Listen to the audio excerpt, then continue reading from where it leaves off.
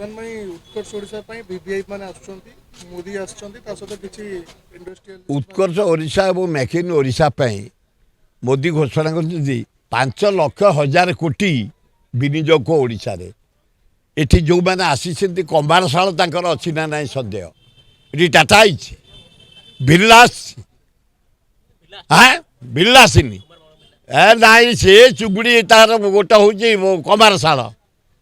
ବିର୍ଲା ମାଲିକ ଆସିছে,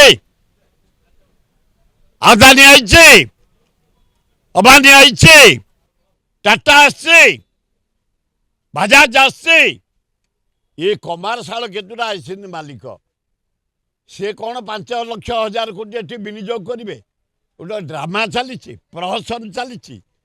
500 କୋଟି ଟଙ୍କା ବର୍ବାଦ କଲାଣି ନରେନ୍ଦ୍ର ମୋଦି 4 ଥର ଆସିକିରି। ପ୍ରାୟ ଲକ୍ଷେ ଲୋକ, ଗରିବ ଲୋକ, ଖଟିଖିଆ ମୂଲିଆଙ୍କର କ୍ଷୁଦ୍ର ବ୍ୟବସାୟୀଙ୍କୁ ତଡ଼ି ଦିଆଗଲାଣି। କାନ୍ଥ ବାଡ଼ ଖାଲି କଲରିଂ ହେଉଛି, ଚିତ୍ର ହେଉଛି, ଖାଲି ଲାଇଟ୍ ସଜିଆ ହେଇଛି। 4 ମାସ ହେଲାଣି ଲାଇଟ୍ ଦେଖୁଛ, ଏ ଉଠିଲାଣି। ଏଗୁଡ଼ା ଖାଲି ଓଡ଼ିଆ ଲୋକଙ୍କର ପଇସା ବର୍ବାଦ, ଟ୍ୟାକ୍ସ ପଇସା। ଆଏ ନରେନ୍ଦ୍ର ମୋଦି ତୁମକୁ ହାତ ଯୋଡ଼ି କହୁଛୁ, ତୁମେ 52,000 କୋଟି ଦେଲ ବିହାରକୁ ନୀତିଶକି, 61,000 କୋଟି ଦେଲ ଆନ୍ଧ୍ରକୁ ନାଇଡୁକୁ। ଆମେ ବାରମ୍ବାର ସେ 13ଟା MP, ଇଏ 12ଟା MP, ଆମେ 20 MP ଦେଇଛୁ। ବାରମ୍ବାର କହୁଛୁ ମହାନଦୀରେ ବନ୍ଧ ପକାଇ ଛତିଶଗଡ଼ ପାଣି ରଖିଲା। ଆମର ମହାନଦୀ ଶୁଖିଲା, କାଠଯୋଡ଼ି ଶୁଖିଲା, ବୈତରଣୀ ଶୁଖିଲା, ଦୟା ଶୁଖିଲା।